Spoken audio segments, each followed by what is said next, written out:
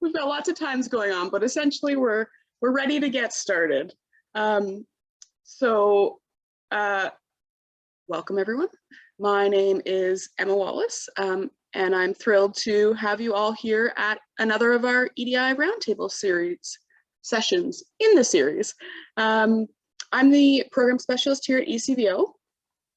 But before we dive into anything, I'd love to recognize that we are hosting this event on Treaty 6 territory, a traditional gathering place and traveling route to the Cree, Saulteaux, Blackfoot, Métis, Dene, and Nakota Sioux. We also want to acknowledge all of the many First Nations, Métis, and Inuit whose footsteps have marked these lands for millennia.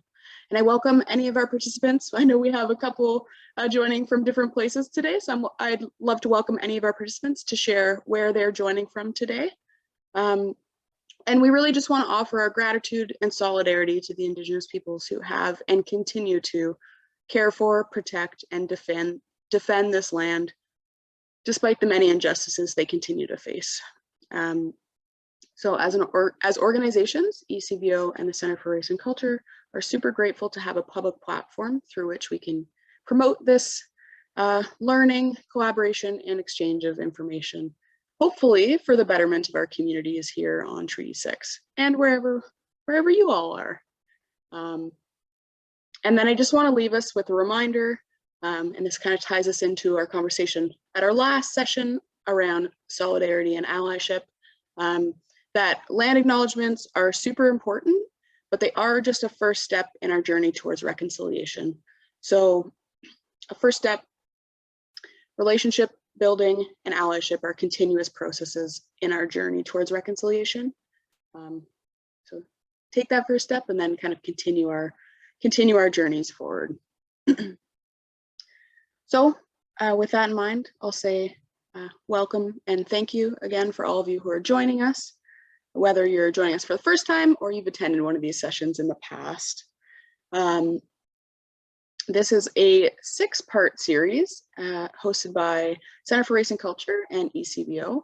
And today is session 5 of 6.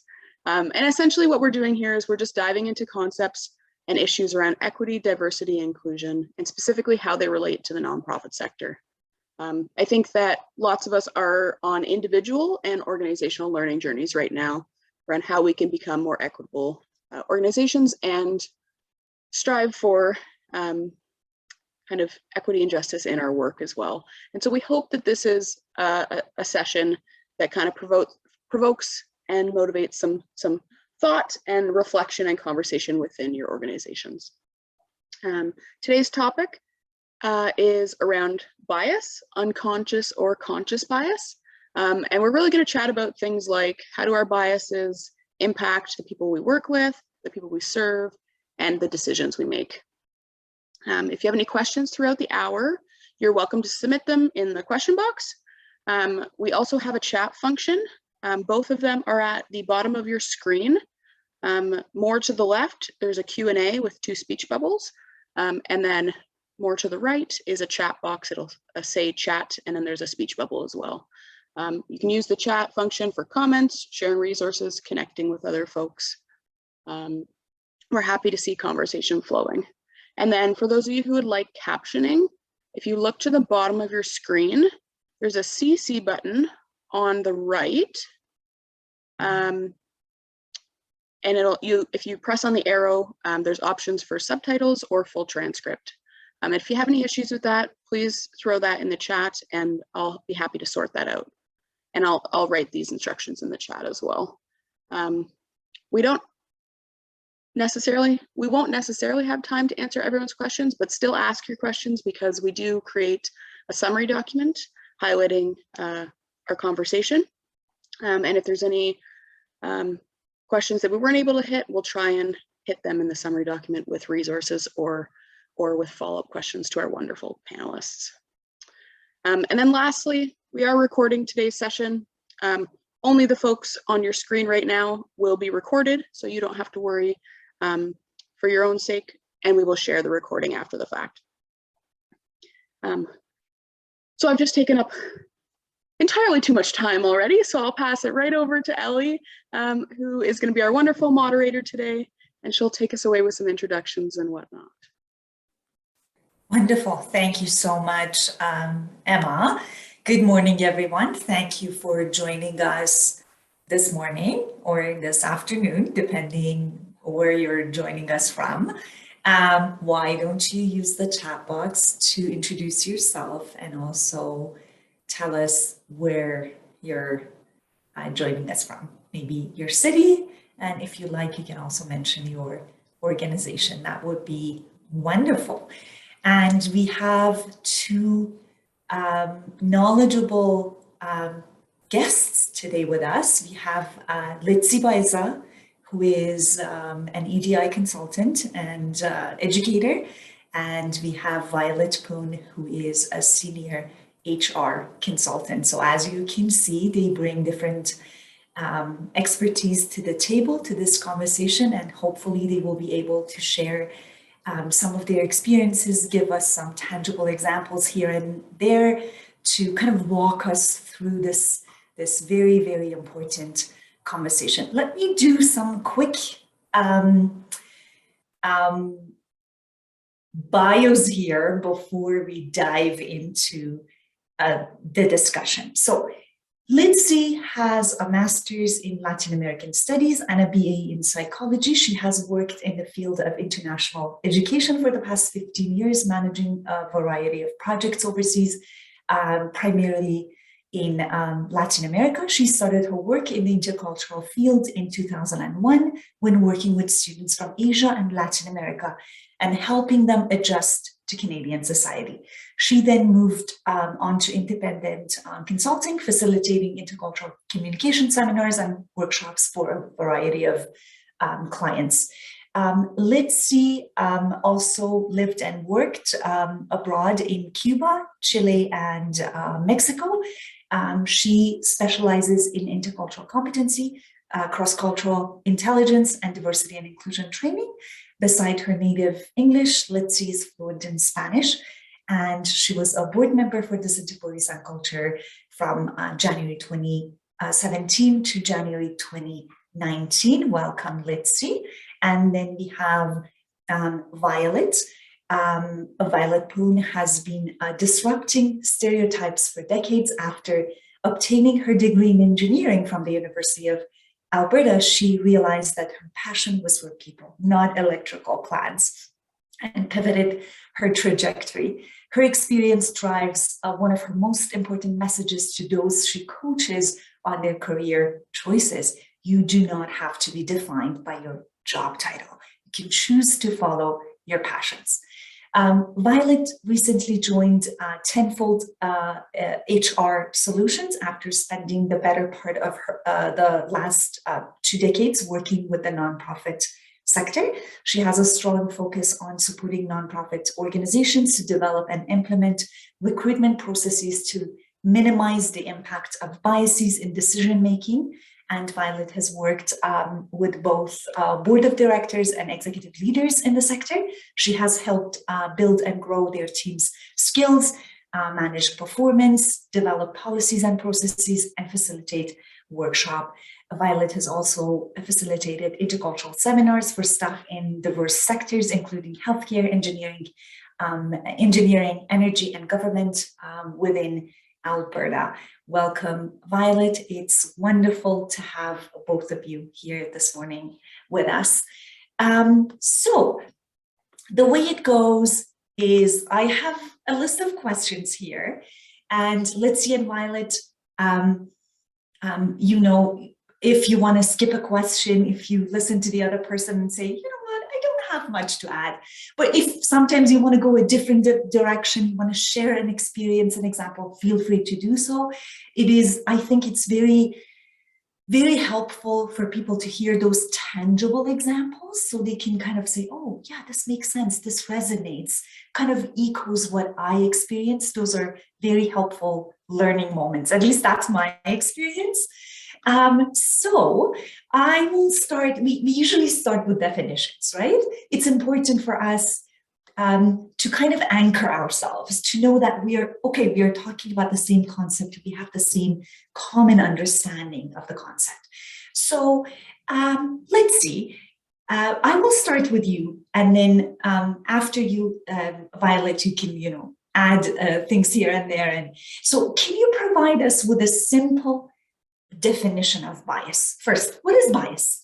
Before we look at conscious and unconscious, conscious and implicit, like how do you define that? That's the first step. Thank you, Ellie. I will do that.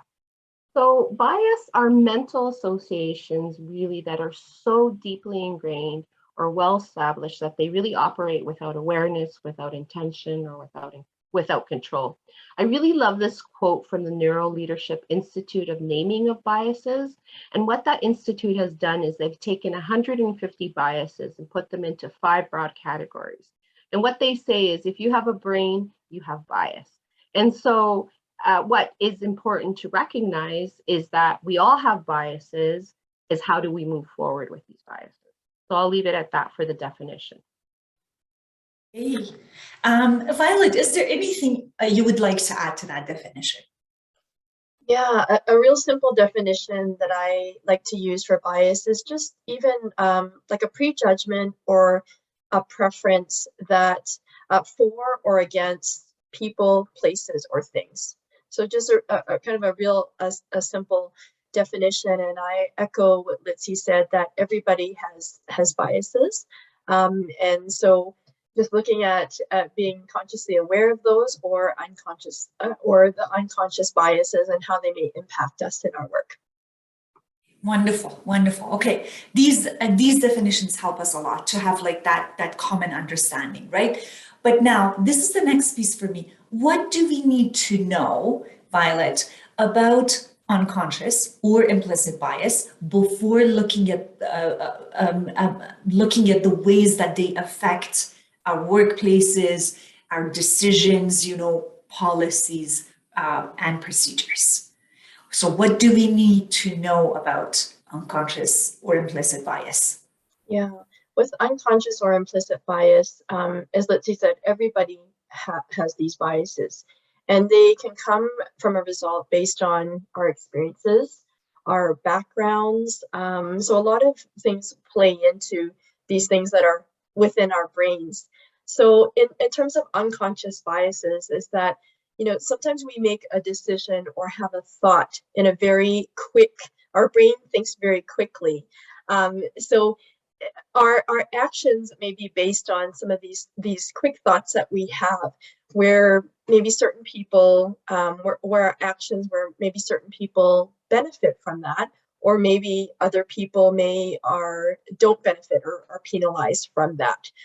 So with unconscious bias, they certainly can come and play because sometimes it's just a thought that our brain is working so quickly, and it's just that judgment that we may act upon that has impact on the people that we are interacting with, either in favor of or maybe penalizing maybe a certain group, for example.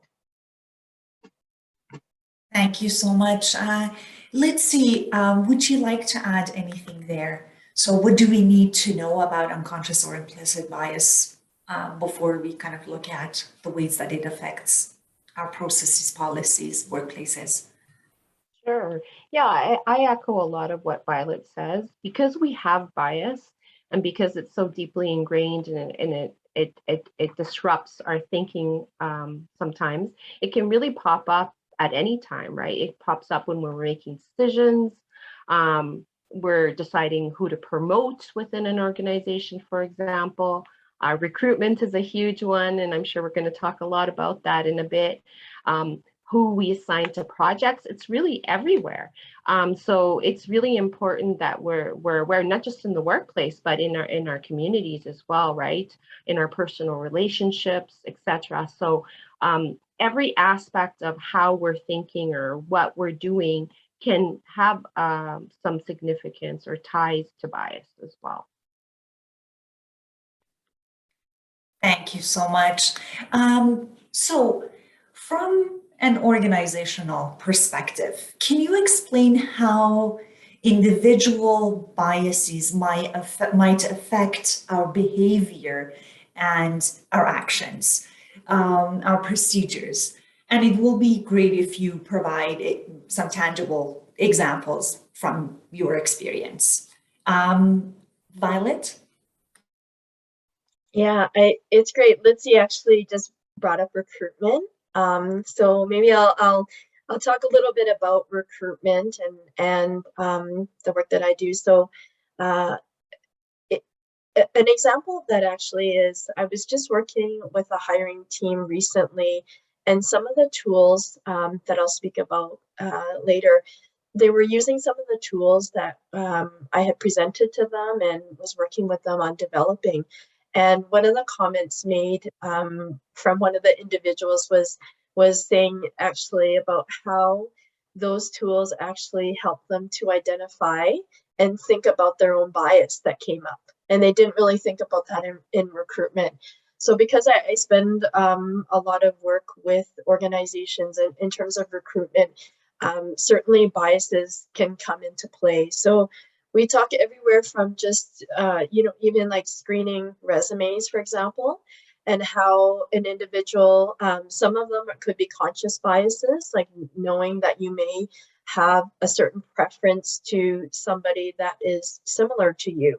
So whether that be somebody that has a very, similar educational background, went to the same, college or university, for example, maybe somebody who worked for an organization that you worked for in the past.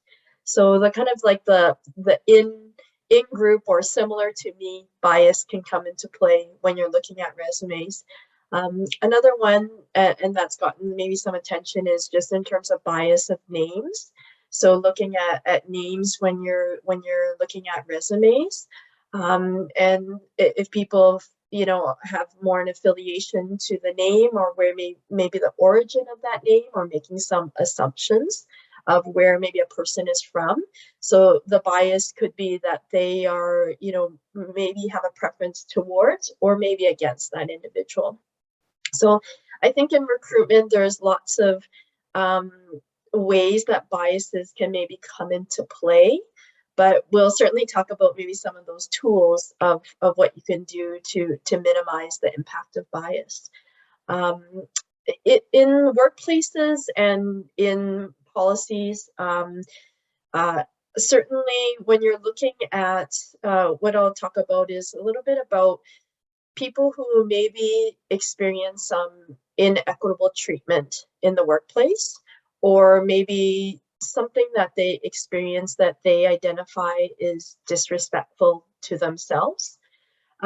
So in terms of having some policies around that, and where there might be some biases, is the importance of actually having developed policies and procedures around certain things, so that if you are communicating with a supervisor, for example, a situation that you felt that you were disrespected, that your supervisor may not, is not going to make a decision or make or behave or act upon something where their own bias might influence that decision.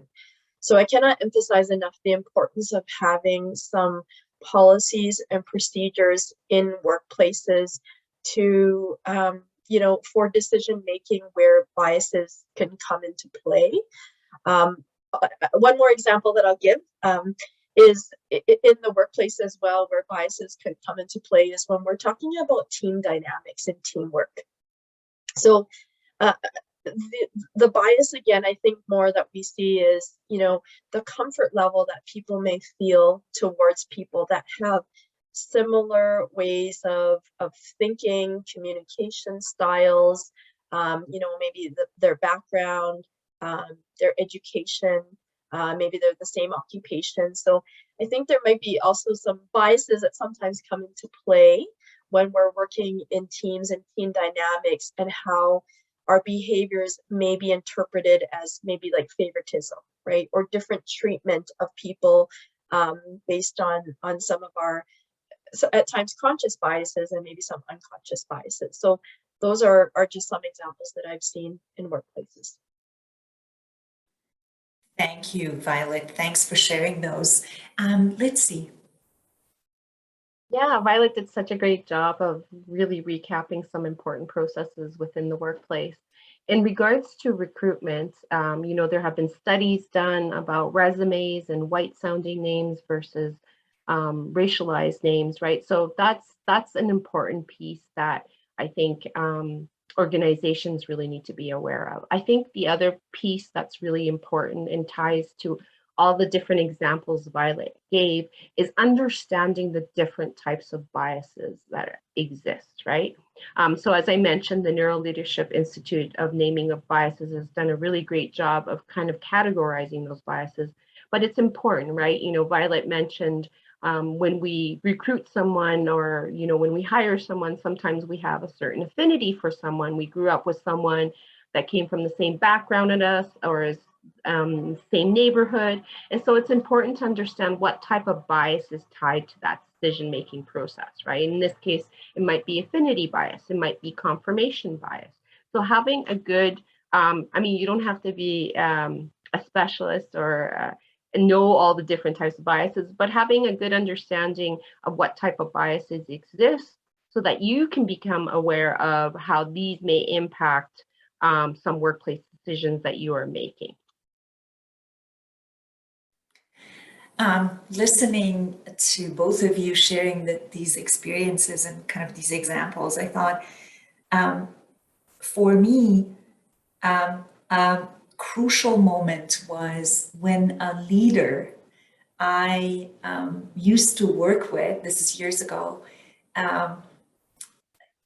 named it in a meeting and said, we were working on a project and it was participatory and a lot of community engagement and working with other organizations. And my supervisor said, in this process, we need to be aware of our biases and how that might shape the design of this program and the direction we are going with the research questions and everything. And she started naming some of her own biases and putting it on the table, normalizing it and saying, can we hold each other accountable? These are areas I'm aware of. Can you support me?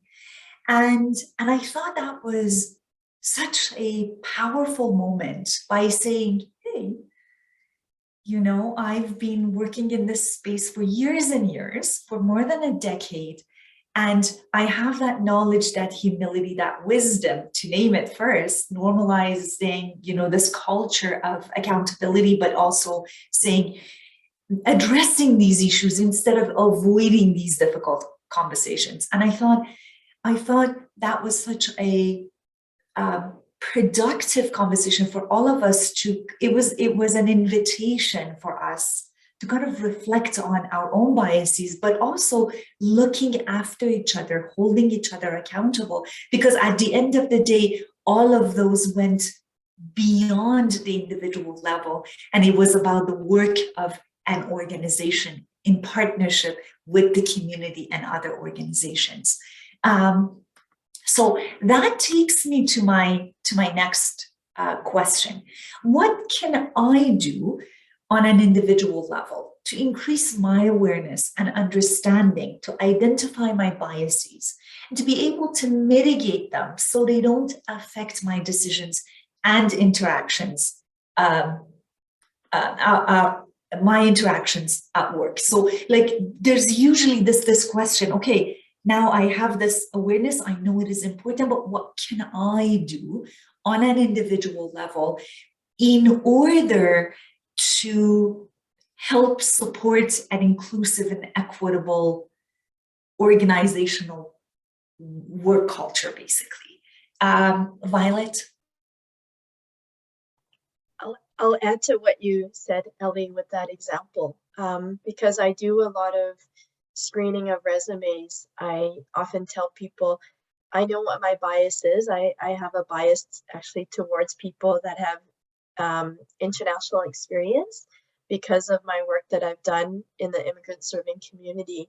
And so I've met lots of individuals that, have internationally educated professionals and have experience. So I tell people that's my bias, and I think one of the things that you spoke about and what you can do is, if you do recognize, that is a bias, you have a conscious bias, is having things in place such as a team of people and having processes that you use, but having a team of people, and if you are able to talk openly about what your biases may be in your work and how it does impact it, I think is very helpful, and not to be afraid of having those conversations, because as we said, everybody has biases, and they can at times come into play in our decision making and our actions in work. I think on an individual level, in terms of, helping to understand and maybe identify what some biases that you might have, that maybe, those unconscious biases or things we're not aware of. I think that Lindsay probably has lots of tools that she can share with us, and I know one in the past that I've used and I think is quite maybe well known is the Harvard Implicit Association Test. I know it's something I've used in the past, and I don't know if that's a common one now, or if there's other tools out there that might be more relevant now. But I think the education is number one, just in terms of educating ourselves to help us to understand what some of our biases could be. Even in our day-to-day life, something as I'll say something as like even our use of social media, for example, who we might follow and on Instagram or Twitter and things like that, and why do we follow them? Are there people that are similar to us? So even just being reflective in that. In the workplace as well, for individuals to help identify like biases and is, I think that often we make decisions quickly on the spot, or we tend to feel like we have to. And when it comes to biases, I think it's important to observe and listen, hear and see, and maybe in that moment not feel the urgency to respond right away or to make a decision or act upon it, and to just reflect on what that person said to you, or what those people said, and really think and try to understand where that message was coming from, especially because we are working in environments where there's different people, different ways of working, different people have different traits from us and characteristics and identities that are different from us.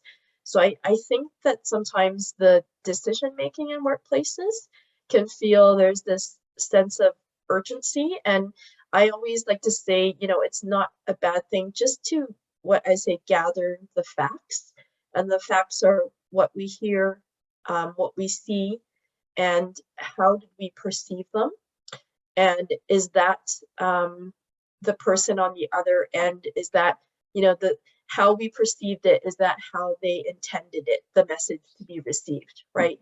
So I think those are just some things maybe in workplaces that we can kind of take a step back and ask ourselves some questions around that when we're talking with other people and interacting with others. Thank you, Violet. Great tips. Lindsay. Thank you. Yeah, really good tips, Violet. Recognize it. That's first and foremost, right? We've talked about that, understanding that we all have biases, and then self-reflecting, right? To understand where those biases are coming from. Violet mentioned the Harvard Implicit Bias Test, which is a great tool. There's another tool that just came out from Dr. Ramin Abdul-Rahim, who is based out of Ontario, and he has put together what's called Bias Outside the Box tool. The website is testbias.com, and really this is a tool for anyone to looking to have an honest conversation with themselves about their own implicit or unconscious bias.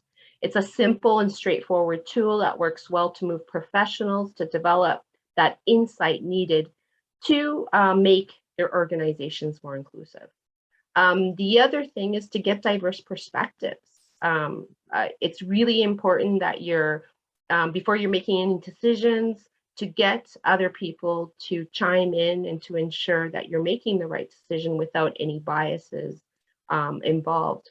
Gather information from your employees. That's so important. Not all organizations are the same. We need to understand the demographics of who we're working with. That's really important.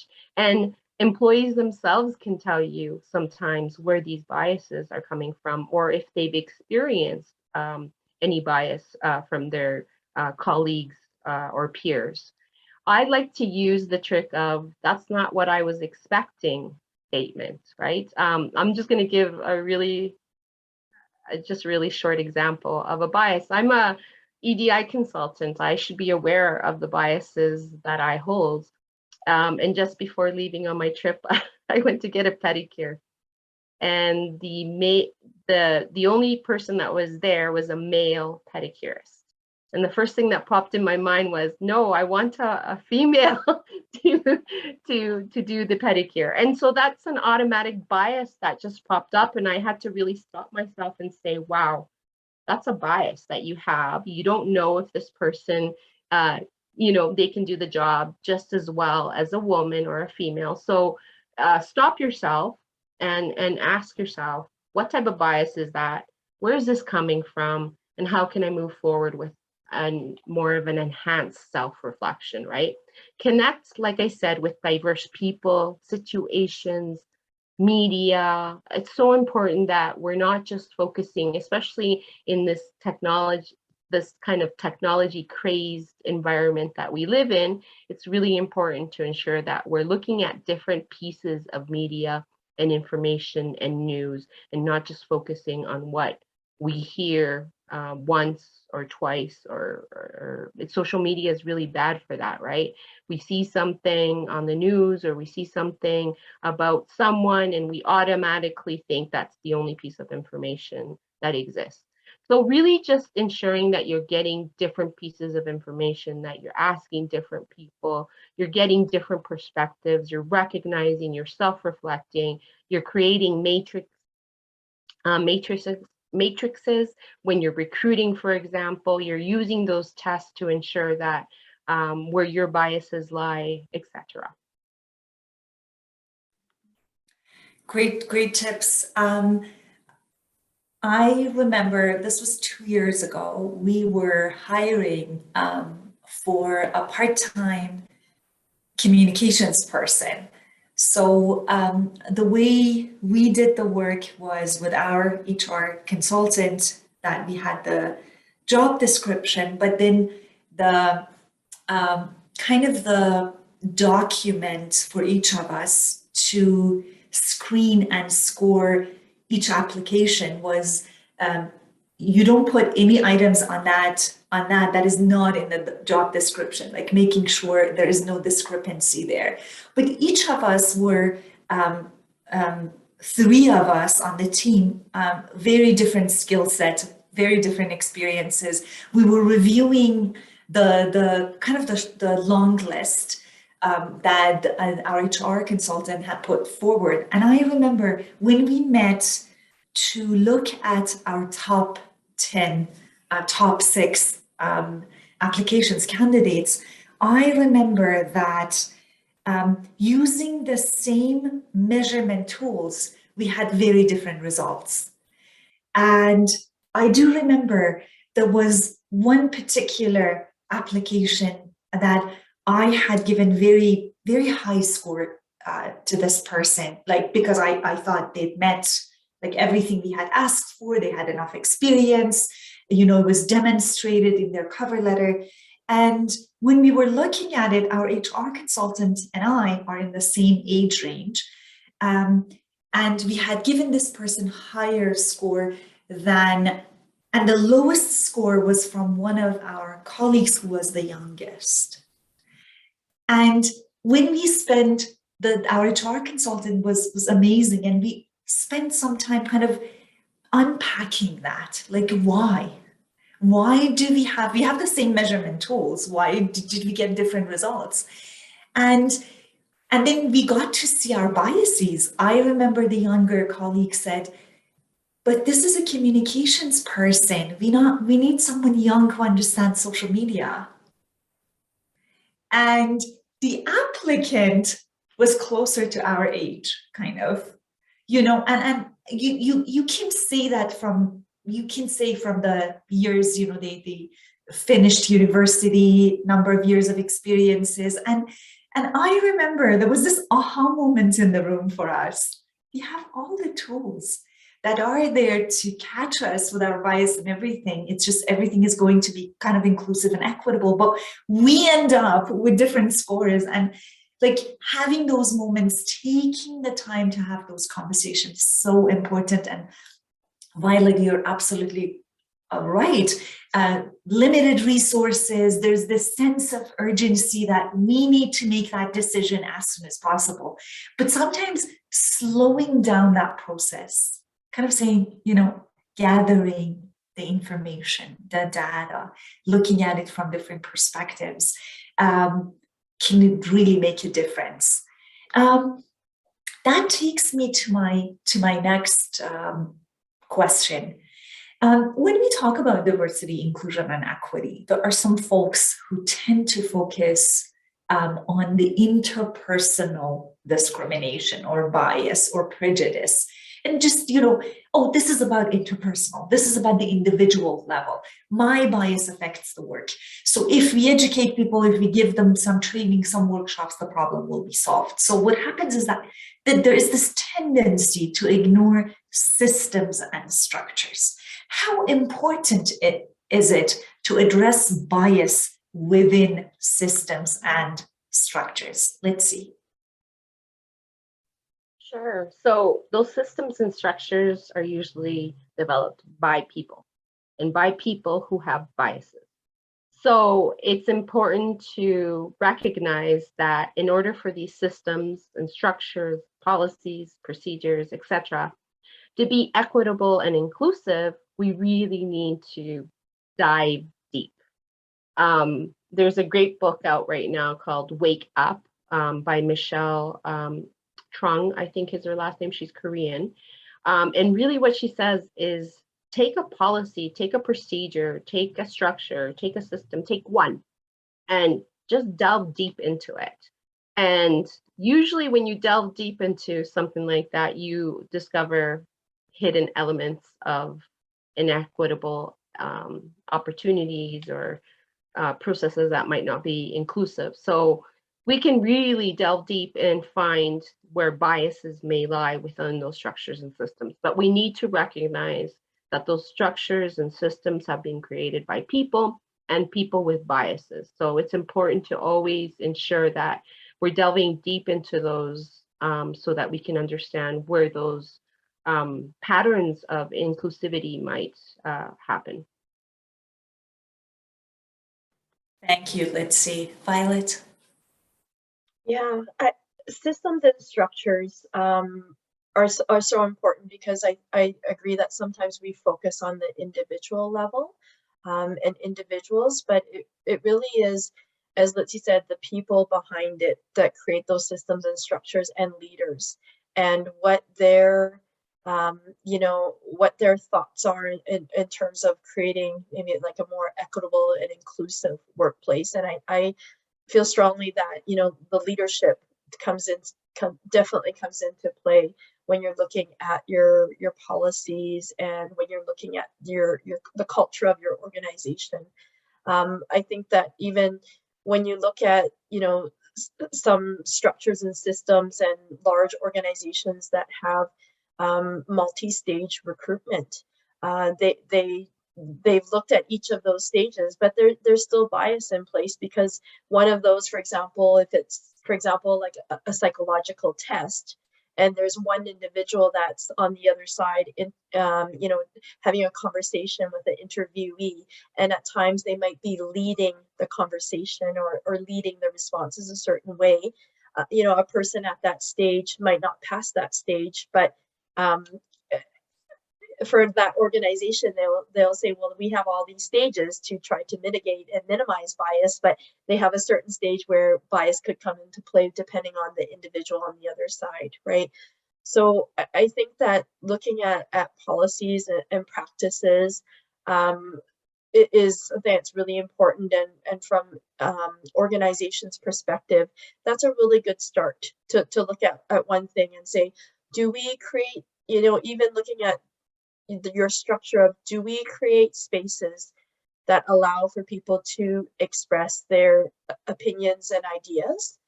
And if their opinions and ideas are, not in the voice of the majority, how do we respond to that? And how do we, how do we react to that? How do we have conversation around that? And what is our thought around people that might have some different opinions and thoughts from us? So it can even start not even from a policy perspective, but it can even start from the perspective of, what is the space that we create for people to voice their thoughts and their opinions that might be different from, the majority of the team that they're working in, for example.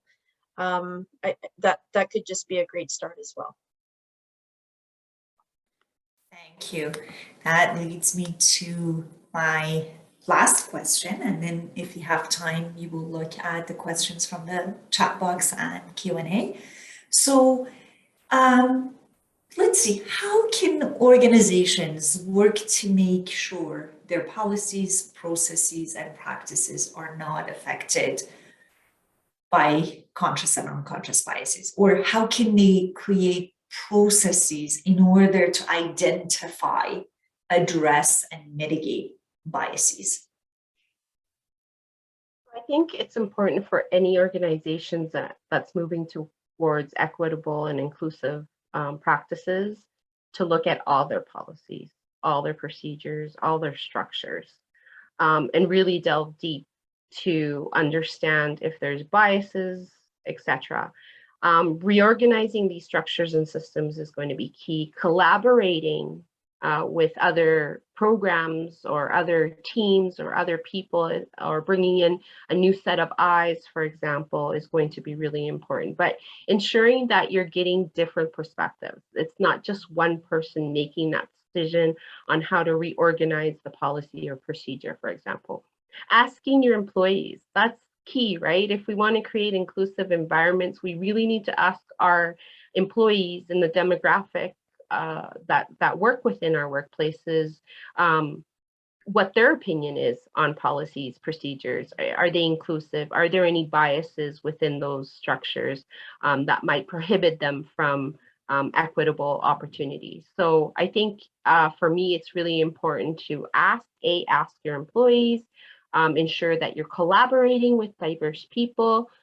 You might even be able to collaborate with other organizations that are similar to you as well to understand what their policies and procedures are, what their structures and systems are, benchmark against best practices as well, for example, and just ensure that you're creating systems along the way to address biases. So for example, recruitment, we're ensuring that we're developing perhaps matrices to ensure that biases are reflected upon, as you mentioned, Ellie, right, in the example that you provided. So I think those are some ways that we can start the process, and remembering that this is an ongoing process. It's not just a one-stop, okay, let's look at these policies and that's it. We're done, they're good to go, but we're always analyzing them, right? Because biases are always going to be present.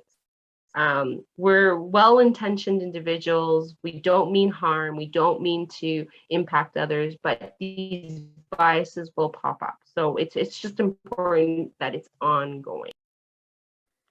So it's an ongoing process. It's a learning journey, basically, for individuals, for organizations. It's not a destination. We want to get here. Let's hire someone to review our policies. Let's hire someone to provide a half-day workshop for us on bias. Check all the boxes. We are good to go. It's more about building that into the culture of the organization, and I think that's so important to to have the whole team involved in that process, in that conversation, right? And thank you so much, Violet. I'm just going to echo, Ellie, what you and Litzy said in terms of having, looking at a job description to create a job posting, to create a matrix for a screening tool, having discussion around that, and also even with the interview guide as well. So in your interview questions, are you asking the questions of to assess the qualifications of what's in your matrix and what is in your job posting? So I think that's also very key for your interview guide. And then looking at your onboarding process as well, and involving people in terms of, you know, everybody learns differently. So how do people learn the best, and how do you adapt your onboarding, and how do you adapt your supervision to individuals so that you are working with them so that they are going to be successful in their role? So sometimes our bias is, you know, we have maybe a scripted way that, or a process of what we've been doing, and we need to be adaptable and recognize that, you know, people are different and they have different needs and maybe different things to help them to be successful. Going, you know, policies are really great, and making sure we're reviewing them, making sure they are equitable in the language that we're using. But I also, you know, one suggestion I have is also looking at your team values or a charter that you have, and all having input as a team in terms of what is the environment that we want to create and how we work best together, so that we can minimize any type of biases. So if there's certain things of how we want to work together, and a lot of times organizations and nonprofits will have their values. I'd like to take it one step further and work with organizations to say, it's great you have this value of integrity, but what are the actual action items of how we are going to interact with each other to ensure that we are aligned with that value? And so sometimes we miss that step, and that's where maybe decisions are made or thoughts are made where biases might come into play. But if we have, you know, taken it that step further and worked with our teams and created kind of some actual action things and accountability items, I think that that's something that can help minimize bias and in play of in decision making that sometimes we have in workplaces. Thank you so much. So now something popped into my head. I'm going to ask it. So let's see, as a consultant, as an educator, what is something that do you see a pattern? Is there something that keeps coming up in the conversations you have with the learners, with the participants, with folks from different sectors, organizations around bias? Do you have any advice? And I'm going to ask the same question from Violet. So do you see any patterns? Is there something that keeps coming up and you want to say, hey, I've seen it. It happens every time. It's not just you. And this is my advice for you. Let's see. I think for me, the thing that pops up frequently when I do these sessions or I talk to organizations or even just people is that they don't recognize the bias that might be, you know, they assume that, no, you know, I treat everyone the same, and, you know, there's no bias when I'm making decisions. I'm ensuring, you know, there's a fair and equitable process. But what's important to understand is that we need to recognize that we all have bias. So remember the quote, if we have a brain, we have bias.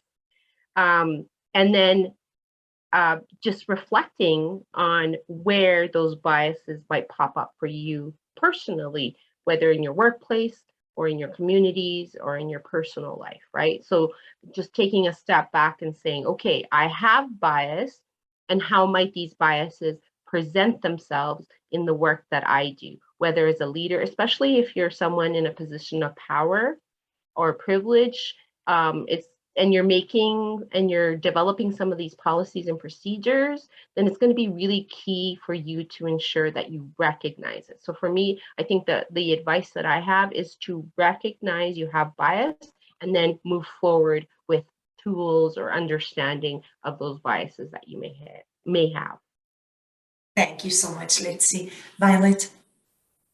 Yeah, I would say that working with a number of nonprofit organizations, the bias that I often hear and come across is the bias towards people working in our sector, actually. And in terms of recruitment, you know, the assumptions that's made of people that might have different experiences outside of the nonprofit sector. So something that's really important to me is in the just not defining people by their job title, because I have education in engineering, and I always came across people saying, well, you're an engineer, how come, you know, how did you become, you know, somebody that works at HR and working in the nonprofit sector?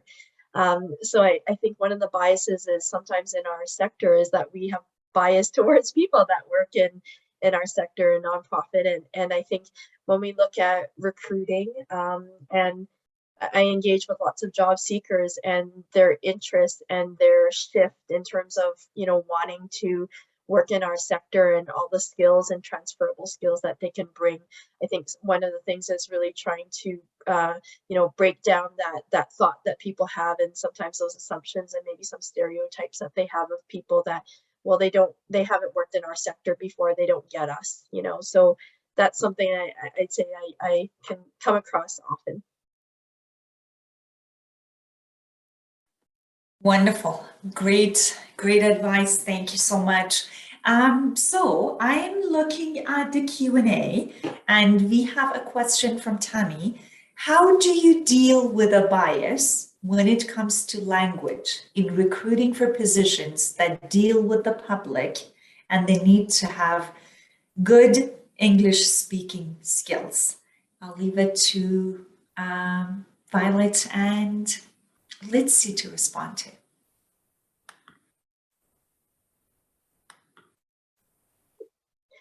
Okay, maybe I'll jump in with that one.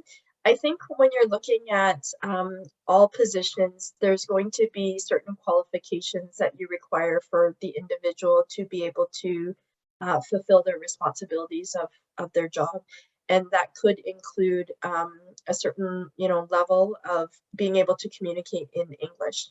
So I tell people, you know, we're not looking at changing our qualifications so that we're you know, accepting people that may not be able to have the communication skills that we require, maybe in a specific language, or maybe, you know, it doesn't even have to be about language, right? If you're hiring, as you mentioned, Ellie, a communications person that has to have skilled in social media, right? You're going to look for that social media. So I tell people, when you're looking at your positions, you know, you're going to have a certain level of like competency or in something specific. And in your assessment of that individual, are you having tools to kind of accurately assess a person on their language skills that you feel is required for that position? And what are the tools that you put into place for that? Because sometimes people will at times confuse like language skills and competencies with a person's accent, for example, right? So it's also ensuring like what is the minimum of what you're looking for your qualifications, and what are the tools that you're putting in place to assess individuals to meet those qualifications for jobs. Thank you, Violet. Litzy, would you like to add anything? No, I think Violet summed it up really well, and I was waiting for her to answer the question since she's so versed in recruitment. So I think she did a really good job. Wonderful. Thank you so much. I do not see any other questions in Q&A. Is there anything you see, Emma, in the chat box? Yes, actually, I think there's one comment/question. It goes back to, I believe it was in relation to our question around individual, like increasing our individual levels of understanding on bias. And someone has said, actually, Violet, I think it was, or No, Ellie, it was your example around social media. Someone said, I really liked the example following oh, now I'm losing where we were chatting about this. I think it was Violet. Anyway, I'll read the comment and then we'll chat. Someone said, I really liked the example of following people on social media as a reflection of bias. So when you say that, do you mean that kind of any default pattern we make as a habit is a reflection of our bias? So can we go into our social media, see who we follow, and can we reflect from there our unconscious biases, I guess, or implicit biases? That example, I'll just add it for the social media. My thought around that in that example was really to look at people might have tendencies to, follow people that might think similar to them, or maybe are part of a specific group that they're a part of. And so I put that out there to kind of think about, if you're trying to learn about different people, maybe think about, looking at other people that you could follow on social media to get different perspectives, right? Because if you're following people that are similar to you, their thought patterns might be very similar, or perspective on things might be similar. And so I just challenge people to say, maybe it's looking at different perspectives by following people that might be, different from you.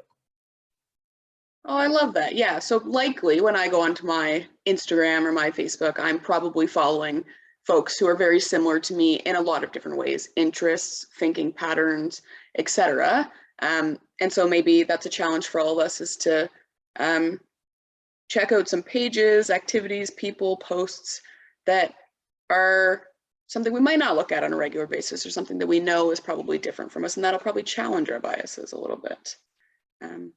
I love that. Thanks, Violet. Okay, wonderful. This is the end of our 5th session. I can't believe we've done 5. We have one more to go in this series. Thank you for joining us today. Thank you so much, Litzy and Violet, for being here, sharing your time and experience with us and our audience. I wish you all safe day out there. I don't know where you are in the world. Stay safe and happy holidays in advance. Yes, thank you, everyone. Happy Tuesday, happy holidays, like Ellie said, and thanks again to all of you for joining us and being willing to kind of continue a learning journey together. I really appreciate that all of our audience members join us open and willing to kind of learn and be challenged and whatnot. So I appreciate that. And then I appreciate our panelists and Ellie. As moderator, you always end up sharing stories. You end up being an extra panelist anyway. I love it. So thank you to all of you. And yeah, hopefully we can see you in January.